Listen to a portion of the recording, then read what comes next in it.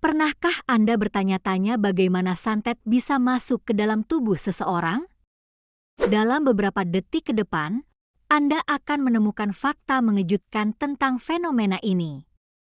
Santet sering dianggap sebagai salah satu bentuk ilmu hitam yang digunakan untuk mencelakakan orang lain.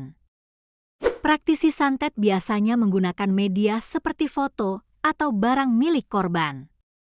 Ritual khusus dan mantra diucapkan untuk mengirimkan energi negatif.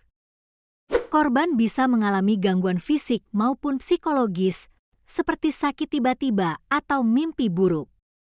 Beberapa ahli percaya energi tersebut dapat mempengaruhi keseimbangan aura tubuh korban. Namun, penting untuk diingat bahwa hal ini lebih banyak terkait dengan kepercayaan daripada sains. Percaya atau tidak, selalu bijak untuk melindungi diri secara spiritual